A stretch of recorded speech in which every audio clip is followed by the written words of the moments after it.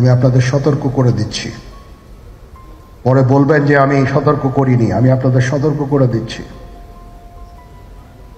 আপনারা যদি নিজেদের মধ্যে ভেদাভেদ ভুলে একসাথে কাজ না করতে পারেন, নিজেরা যদি কাদা ছোড়াছুড়ি করেন, মারামারি কাটাকাটি করেন, এই দেশ এবং জাতির স্বাধীনতা সার্বভৌমত্ব বিপন্ন হবে। আমি আজকে বলে দিলাম, নাইলে আপনারা বলবেন যে আমি আপনাদের সতর্ক করিনি। আমি সতর্ক করে দিচ্ছি আপনাদের। আমার অন্য কোনো আকাঙ্ক্ষা নাই, আমার একটাই আকাঙ্ক্ষা, দেশ এবং জাতিটাকে একটা সুন্দর জায়গায় রেখে ছুটি করা। I had enough. Was last 7-8 months I had enough. আমি চাই দেশ এবং জাতিকে একটা সুন্দর জায়গায় রেখে আমরা সেনানিবাসে ফেরত আসব। আরেকটা জরুরি বিষয় যেটা আমি ভাবলাম যে আপনাদের সাথে আমি শেয়ার করি। দেশের এই আইন শৃঙ্খলা পরিস্থিতি খারাপের পিছনে কিছু কারণ আছে। প্রথম কারণটা হচ্ছে যে আমরা নিজেরা হানাহানির মধ্যে ব্যস্ত, একজন আরেকজনের বিরুদ্ধে বিষোদ্গারে ব্যস্ত। এটা একটা চমৎকার সুযোগ অপরাধীদের জন্য। যেহেতু আমরা একটা অরাজক পরিস্থিতির মধ্যে বিরাজ করছি, তারা খুব ভালোভাবেই জানে যে এই সময়ে যদি এই সমস্ত অপরাধ করা যায় তাহলে এখান থেকে পরিত্রাণ পাওয়া সম্ভব। সেই কারণে এই অপরাধগুলো হচ্ছে। আমরা যদি সংগঠিত থাকি, একত্রিত থাকি, তাহলে অবশ্যই এটা সম্মিলিতভাবে মোকাবেলা করা সম্ভব হবে। Police, RAB, BGB, DGFI, NSI এগুলো দেশের জন্য অত্যন্ত গুরুত্বপূর্ণ কাজ করেছে অতীতে। খারাপ কাজের সাথে অসংখ্য ভালো কাজ করেছে। আজকে যে দেশের স্থিতিশীলতা, দেশটাকে যে এত বছর স্থিতিশীল রাখা হয়েছে, এটার কারণ হচ্ছে এই সশস্ত্র বাহিনীর বহু সেনা সদস্য, সিভিলিয়ান সবাই মিলে এই অর্গানাইজেশনগুলোকে, অসামরিক সামরিক সবাই মিলে এই অর্গানাইজেশনগুলোকে এফেক্টিভ রেখেছে। সেই জন্য আজকে সুন্দর, এতদিন ধরে আমরা একটা সুন্দর পরিবেশ পেয়েছি। এর মধ্যে যারা কাজ করেছে, যদি অপরাধ করে থাকে সেটার শাস্তি হবে, অবশ্যই শাস্তি হতে হবে, না হলে এই জিনিস আবার ঘটবে। আমরা সেটাকে বন্ধ করতে চাই চিরতরে, কিন্তু তার আগে মনে রাখতে হবে আমরা এমনভাবে কাজটা করব এই সমস্ত অর্গানাইজেশনগুলো যেন আন্ডারমাইন না হয়। আজকে পুলিশ সদস্য কাজ করছে না, এটা বিশাল বড় কারণ হচ্ছে অনেকের বিরুদ্ধে মামলা, অনেকে জেলে। RAB, BGB, DGFI, NSI panicked. বিভিন্ন দোষারোপ, খুন ইত্যাদি তদন্ত চলছে। অবশ্যই তদন্ত হবে, দোষীদের বিচারের আওতায় আনতে হবে। এমনভাবে কাজটা করতে হবে যেন এই অর্গানাইজেশনগুলো আন্ডারমাইন না হয়। এই অর্গানাইজেশনগুলোকে যদি আন্ডারমাইন করে আপনারা মনে করেন যে দেশের শান্তি শৃঙ্খলা বিরাজ করবে, সবাই শান্তিতে থাকবেন, এটা হবে না, সেটা সম্ভব না। আমি আপনাদের পরিষ্কার করে বলে দিচ্ছি, এই দেশের শান্তি শৃঙ্খলা রক্ষার দায়িত্ব খালি সেনাবাহিনীর না। 2 লক্ষ পুলিশ আছে, বিজিবি আছে, র্যাব আছে,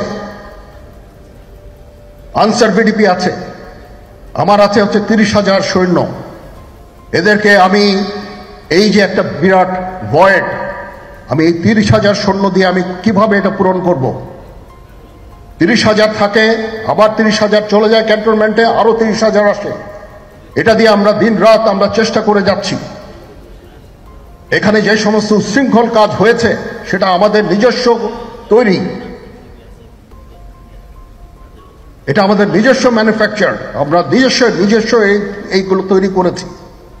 এই বিপরীতমুখী কাজ করলে কেসে কখনো শান্তি শৃঙ্খলা আসবে না, এই জিনিসটা আপনাদের মনে রাখতে হবে।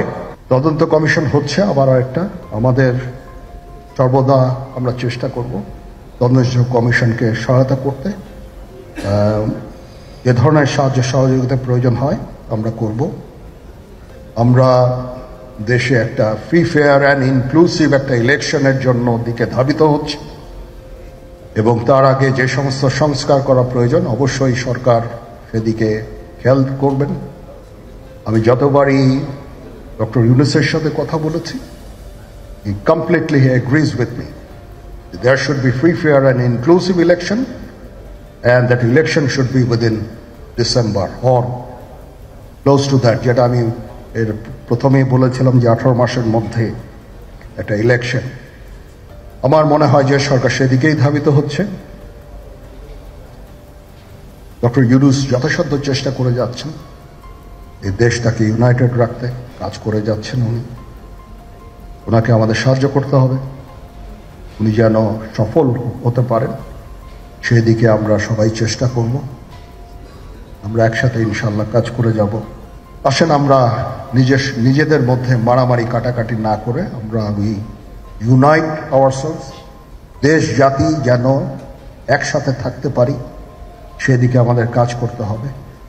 আমাদের মধ্যে মতের বিরোধ থাকতে পারে, চিন্তা চেতনার বিরোধ থাকতে পারে, কিন্তু দিন শেষে যেন আমরা সবাই দেশ এবং জাতির দিকে খেয়াল করে আমরা যেন এক থাকতে পারি।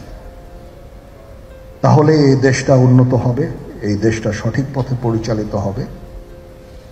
না হলে আমরা আরো সমস্যার মধ্যে পড়তে যাব। বিশ্বাস করেন, we don't want to head, ওইদিকে আমরা যেতে চাই না। আমি আপনাদের সতর্ক করে দিচ্ছি, পরে বলবেন যে আমি সতর্ক করিনি। আমি আপনাদের সতর্ক করে দিচ্ছি,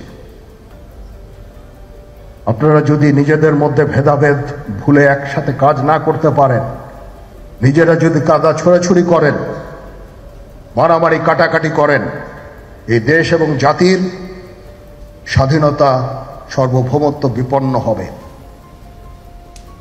আমি আজকে বলে দিলাম, নাইলে আপনারা বলবেন যে আমি আপনাদের সতর্ক করিনি। আমি সতর্ক করে দিচ্ছি আপনাদের। এই দেশ সুখে শান্তিতে থাকতে চাই, আমরা চাই না হানাহানি, কাটাকাটি, মারামারি। সেই উদ্দেশ্যে আমি কাজ করে যাচ্ছি, আমরা কাজ করে যাচ্ছি।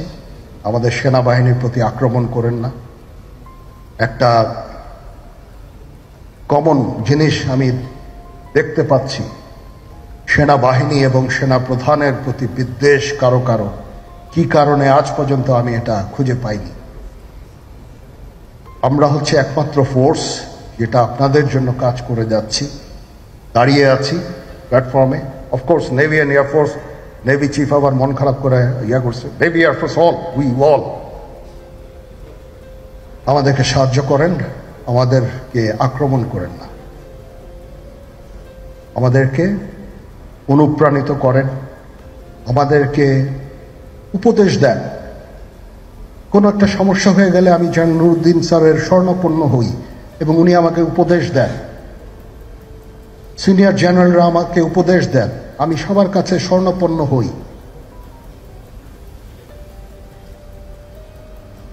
আমাদের প্রতি আক্রমণ করেন না, উপদেশ দেন। আমরা অবশ্যই ভালো উপদেশ গ্রহণ করব। আমরা একসাথে থাকতে চাই এবং দেশ এবং জাতিকে এগিয়ে নিয়ে যেতে চাই।